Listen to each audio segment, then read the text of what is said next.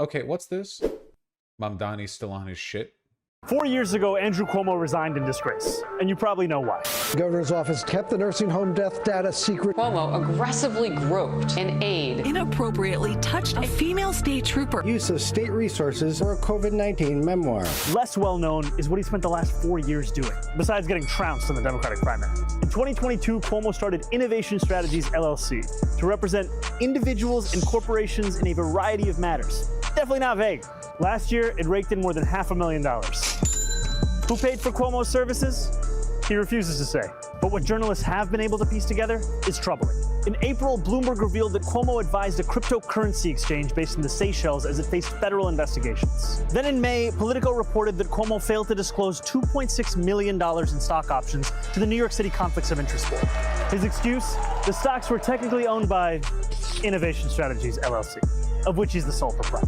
Finally, in June, the New York Times uncovered that Cuomo had worked with his longtime friend Andrew Farkas on a luxury marina project in Puerto Rico. Farkas' previous partner on luxury marinas in the Caribbean? Jeffrey Epstein. We had a finance chair like none other, Andrew Farkas. That's the thing about Andrew Cuomo. Once you think you found out about all of his scandals, you find out about another, and then another, and then probably another. But if my friend, the disgraced former governor of the state of New York, feels that's unfair, Habibi, release your client list. God, he's so fucking good.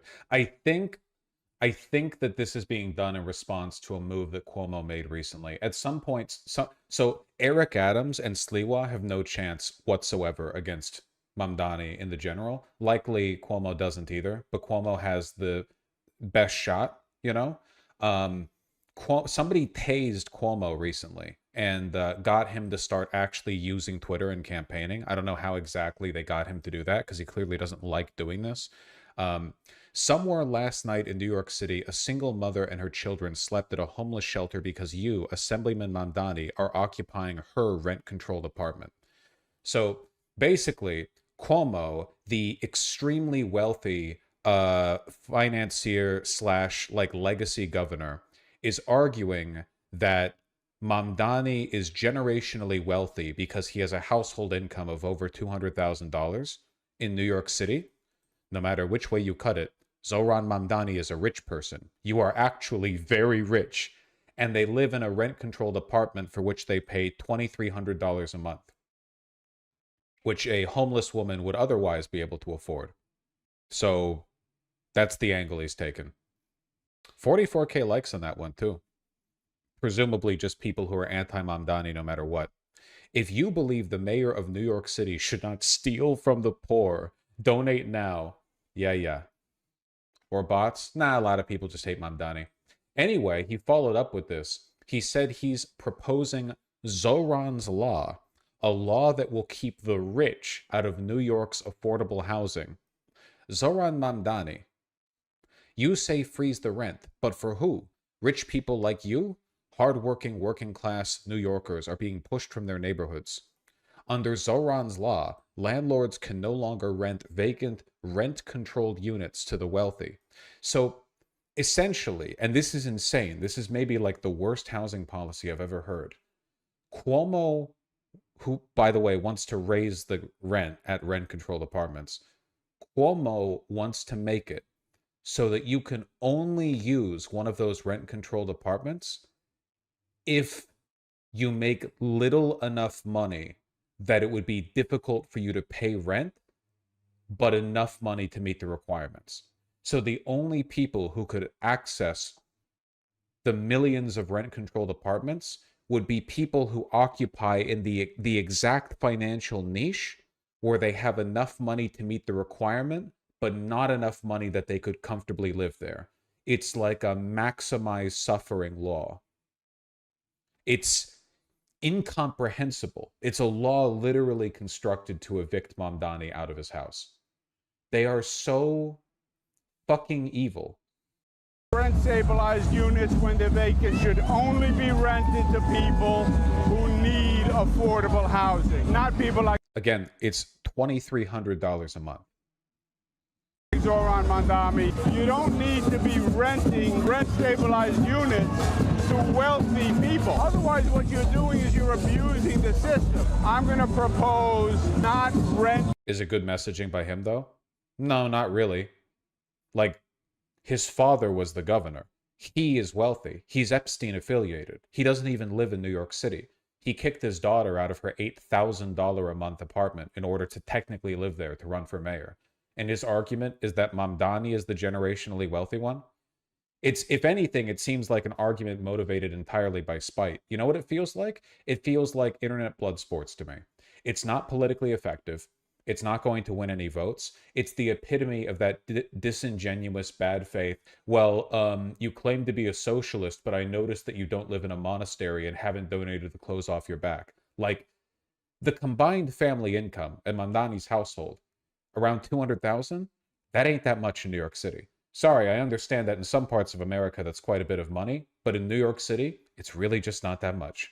It's just not. It's just an insane line to take. Concern troll shit libs love this shit, but it's toxic to the average person. I think I agree. Yeah, like, how do you think this is going to play? Zohran's law? Hey, every New Yorker who makes more than, I don't know, $100,000 in your household, you're going to get kicked out of rent-stabilized housing. You realize this was what he's advocating for here, right? He's campaigning by saying, we will evict hundreds of thousands, possibly over 1 million people if you make more than some arbitrary threshold. Hey, oh, you make $120,000 a year, but you're looking at a promotion? Get ready to get kicked out of your rent-stabilized apartment. Absolutely nonsense. Just hates working people. Just hates life.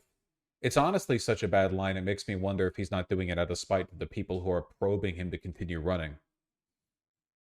No, there's no chance that he wins, Masaigo. But goddamn, right? That apartment by law except to a person who actually needs affordable housing. And I'm going to call it Zohran's law because it's an abuse. Yeah, very good. Did you see the article on the guy who runs the anti-Mamdani ChatGPT bot on Twitter? Yeah, you mean the Sahajpreet Singh's bots are waging an online battle against progressive politicians in the US. Do I even need to say it? I'm going to unironically turn into like an internet ethno-nationalist because of Indian people. I'm really sorry, but like, it's getting to a point. The account, which is run by AI bot, spits out more than 1,000 posts a day responding to mentions of the Democratic nominee for mayor. Every goddamn time on Twitter. There's just too many Indians, man. There's like 100 billion of them or something. He's probably Sikh, though. Well, that's the nice thing about internet ethno-nationalism. It's that the details don't have to matter to me. Running the bots is not cheap at around $9,000 to $10,000 in operational costs a month. Unironically, though, like, it is a pretty good argument for locking down the internet. The idea that, like, random insane people from other countries can be financially motivated to just absolutely flood discourse of any kind, anywhere. You know, it makes everyone so susceptible, especially in the age of AI. It is a national security threat. 100% it is. Absolutely. Isn't it a major plot point in Cyberpunk 2077 that the internet got overran by AI bots? Yeah, I think, right? But those were like actual AIs, I think. But yeah, same point, I guess. And then they destroyed the internet, or they cut off the internet, I think. I don't know, I haven't finished the game. Vaush entering the racism arc. Me, as the doctors pulled me from my mother's womb, yeah. The doctors looking down at me. That's one racist-ass white baby. He's so fucking good. Could you tell me how I should make rice and beans? You added me for this, Richard Fallis. Did you think it was a good enough joke to add me for? Could you tell me how I should make rice and beans? What is the recipe? Did you think that was funny? Did you think that was worth highlighting in blue for me? Not even a joke, no context, no lead up, nothing relating to it. No, I want how. Here's a day. Here's a whole day where you can go online and figure out how. You're gonna at me for that? You think that just repeating shit I say makes you funny? I've been in the fucking mines. Next time it'll be 30. Learn what jokes are structured like.